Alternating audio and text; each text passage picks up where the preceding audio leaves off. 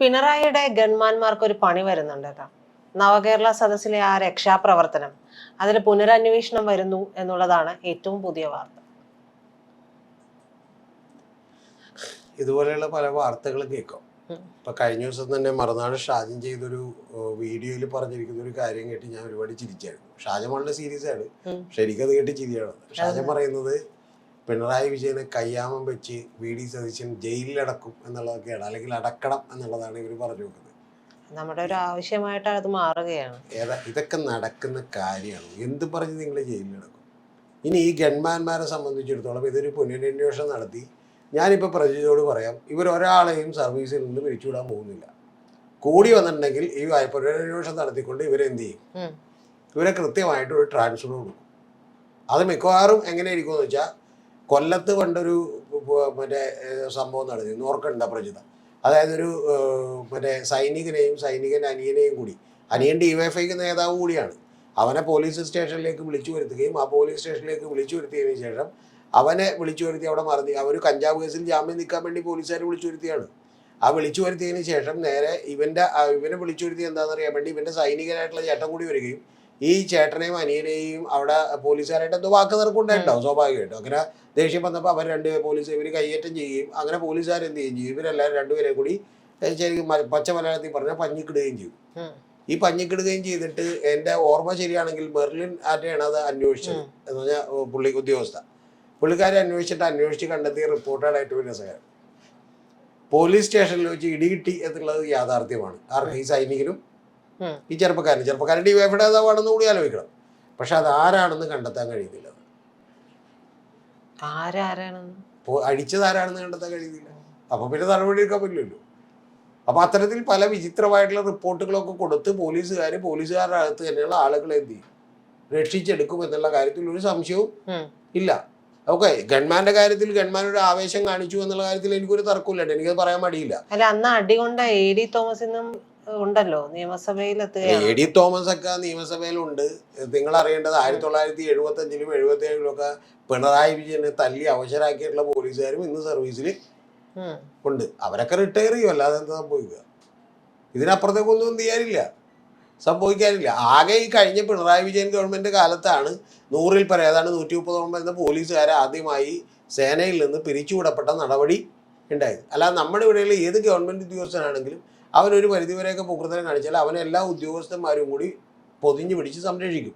പിന്നെ ഇദ്ദേഹത്തിന് പറയാൻ ഒരുപാട് ന്യായീകരണങ്ങളും ഉണ്ട്. കാരണം എന്താ?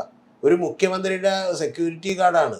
അപ്പോൾ മുഖ്യമന്ത്രിയുടെ സെക്യൂരിറ്റി ഗാർഡ് എന്നുള്ളത് മുഖ്യമന്ത്രി സംരക്ഷിക്കാൻ വേണ്ടിയാണ് ഞാനത് ചെയ്തതെന്ന് പറയാം. പക്ഷേ അതിൽ വലിയ തെറ്റുണ്ട്. കാരണം എന്ന് വെച്ചാൽ മുഖ്യമന്ത്രിയെ ആക്രമിക്കാൻ വരുന്ന ഒരാൾ നമ്മൾ അടിക്കുന്നതിന് കുഴപ്പമില്ല. പക്ഷെ അതൊക്കെ കഴിഞ്ഞതിന് ശേഷം അവൻ അവിടെ പോയി അടികൊണ്ട് വീണ് കിടക്കുമ്പോൾ പിന്നെയും ചെന്ന് എന്ത് ചെയ്യേണ്ട ആവശ്യമില്ല, അടിക്കേണ്ട ആവശ്യം ഇല്ല. പക്ഷെ ഇതൊക്കെ ഇപ്പോൾ വലിയ വാർത്തയാവുന്നതേ ഉള്ളൂ.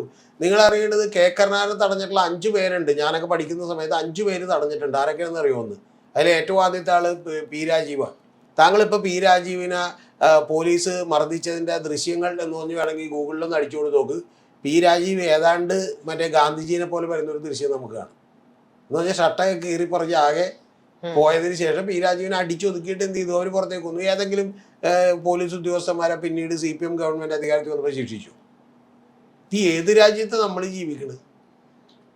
നാളെ ഇത് ഉദ്യോഗസ്ഥന്മാർക്ക് അങ്ങനെ നടപടി എടുക്കുമെന്ന് നിങ്ങൾ വിചാരിച്ചു കളയരുത്. പുനരന്വേഷണമൊക്കെ പ്രഖ്യാപിക്കും. അന്വേഷണം പ്രഖ്യാപിച്ചിട്ട് എന്ത് ചെയ്യും?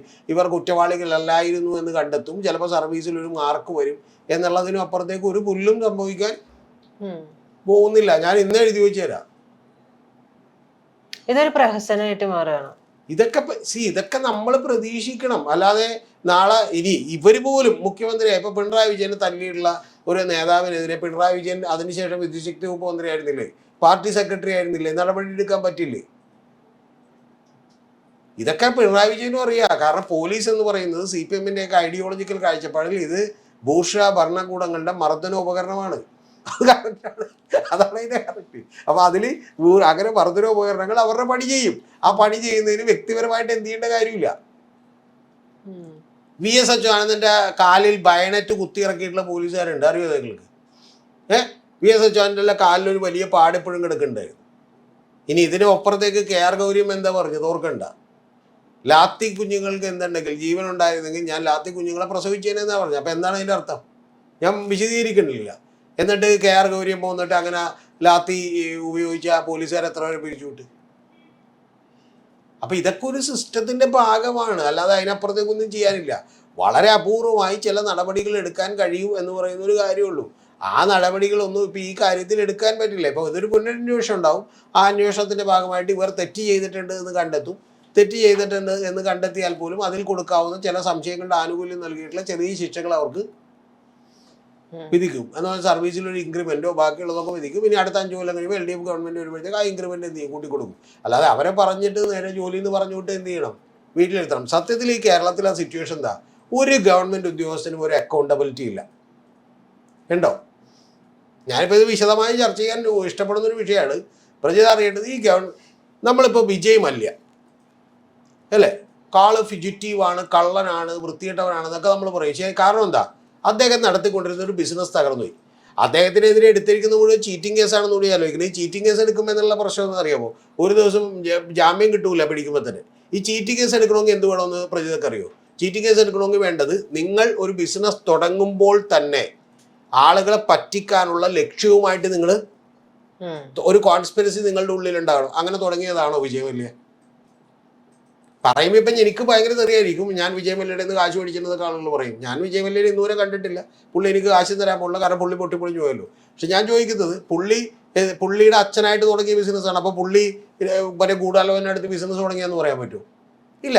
ബാങ്കിൽ നിന്ന് ലോൺ എടുത്തു, പുള്ളി കുറച്ച് എക്സ്ട്രാ വകൻസ് കാണിച്ചു, ഒരു മിസ്മാനേജ്മെന്റ് ഉണ്ട്, പുള്ളിക്ക് ബിസിനസ് നടത്തിക്കൊണ്ടുപോകാൻ അറിയാൻ പാടില്ലായിരുന്നു എന്ന് നമുക്ക് പറയാം. അതിന് തെറ്റില്ല.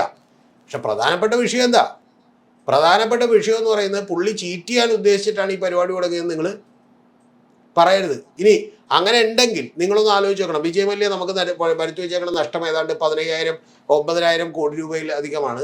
അദ്ദേഹം ബാങ്കിൽ നിന്ന് ലോൺ എടുത്തിട്ട് തിരിച്ചടക്കാറുന്നത്. ശരിയാണ്, അത് പാവപ്പെട്ടവൻ്റെ പണമല്ലേ, അത് പാവപ്പെട്ട നിൽക്കുന്ന ആളുകളുടെ ജനങ്ങളുടെ പണമല്ലേ എന്നൊക്കെ പറഞ്ഞ് നമ്മൾ ചോദിക്കും. ഞാൻ തിരിച്ച് താങ്കളോട് ചോദിക്കുന്നു, 50,000 കോടിയാണല്ലോ എയർ ഇന്ത്യക്ക് നഷ്ടം. ഇത് പാവപ്പെട്ടവൻ്റെ പണമല്ലേ?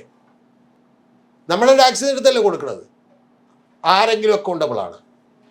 ഏതെങ്കിലും ഒരു ഉദ്യോഗസ്ഥൻ അവനൊരു പൊതുമേഖലാ സ്ഥാപനം ഭരിച്ച് മുടിപ്പിച്ചു എന്നുള്ളതിൻ്റെ പേരിൽ അവൻ ശിക്ഷിക്കപ്പെടണ്ട?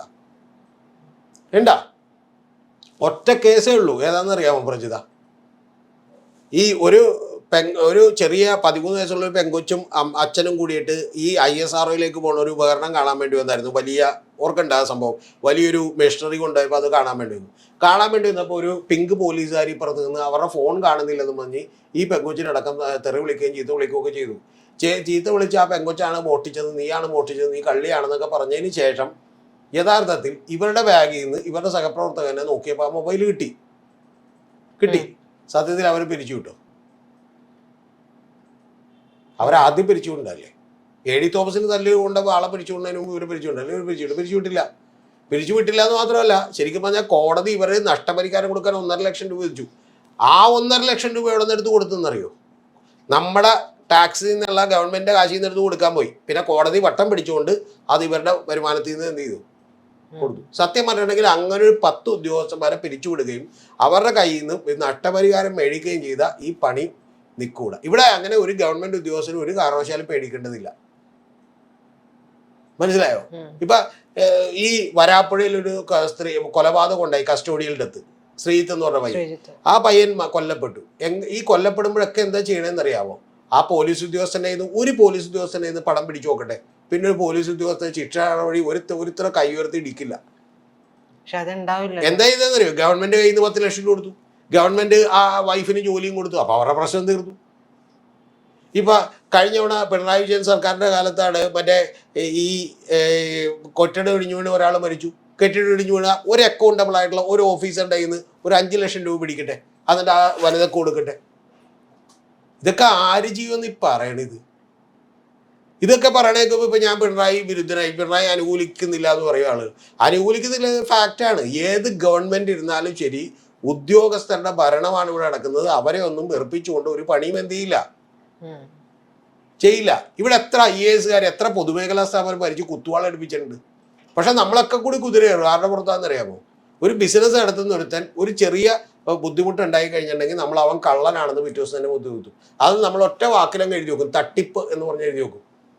എൻ്റെ പൊന്നു പ്രജ, ഞാനൊരു തവണ തിരുവനന്തപുരത്ത് നിൽക്കുമ്പോൾ ഞാൻ ഞെട്ടിപ്പോയൊരു സംഭവമുണ്ട്.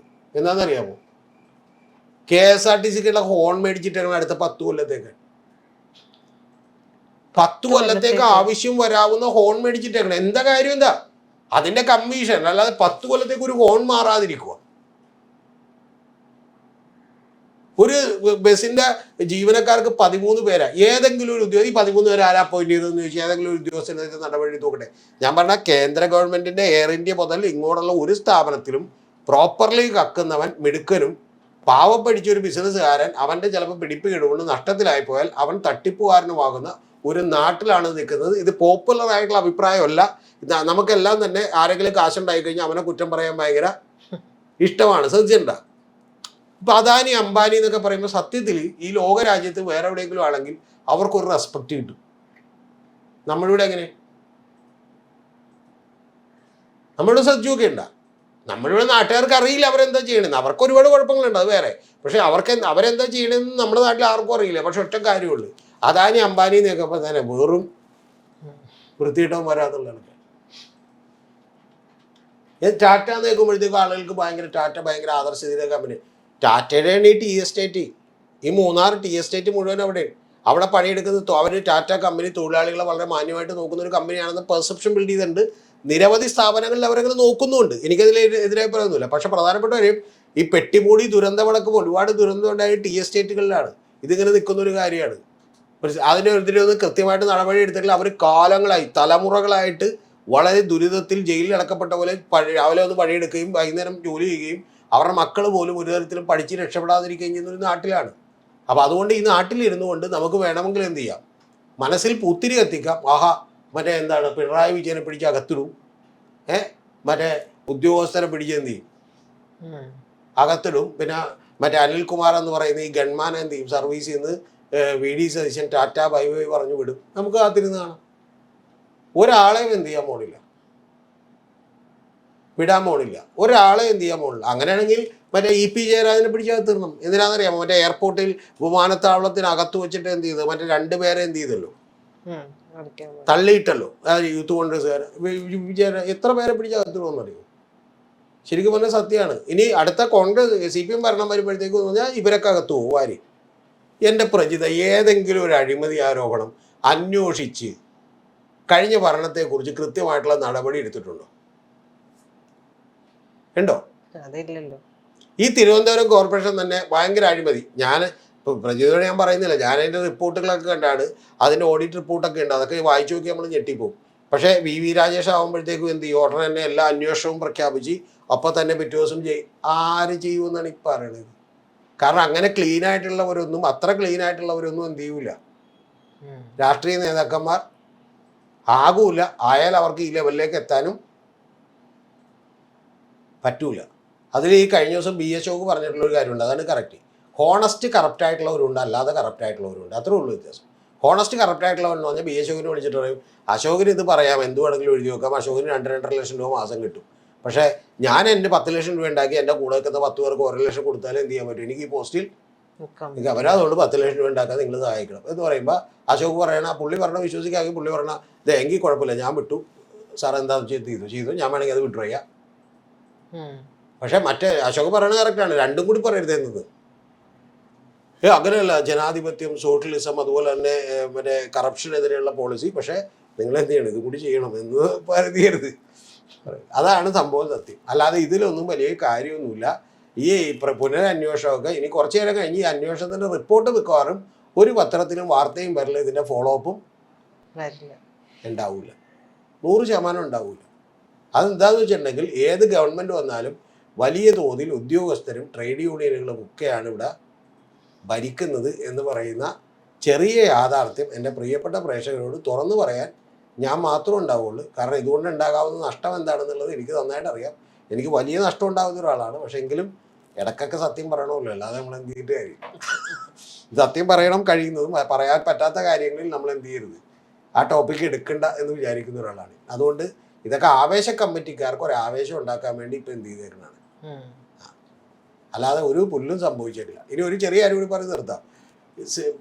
മൂവാറ്റുപുഴയിൽ ഒരു MLA ഉണ്ടായി CPIയുടെ. ആ MLAക്ക് പോലീസ് അടിച്ചായിരുന്നു, ഓർക്കണ്ട? പാവപ്പെട്ട കുടുംബത്തിൽ നിന്നൊരാൾ എന്ന് പറഞ്ഞ് എന്ത് ചെയ്ത് ജയിച്ചായിരുന്നു.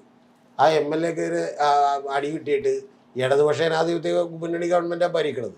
CPI പറഞ്ഞാൽ കുഴപ്പമില്ലെന്ന് പറഞ്ഞു, പോട്ടെ സാരിയില്ലെന്ന്, അല്ലാതെ എന്ത് നടപടി? അപ്പം അതുകൊണ്ട് അങ്ങനെയുള്ള നടപടികളൊന്നും നിങ്ങൾ പ്രതീക്ഷിക്കേണ്ടതില്ല. പ്രതീക്ഷിക്കുന്നവർ വിഡ്ഢികളുടെ സ്വർഗത്തിലാണ്. അവർ ചിലപ്പോൾ ആ വീഡിയോ ഒക്കെ ചെയ്യും, പിണറായി വിജയൻ ജയിലിലാവും, പിന്നെ അനിൽകുമാറിനെ ജോലിയിൽ നിന്ന് പിരിച്ചുവിടും, അനിൽകുമാർ ഇവിടെ നിന്ന് തെണ്ടും എന്നൊക്കെയുള്ളത് പറയും. ഒന്നും സംഭവിക്കും.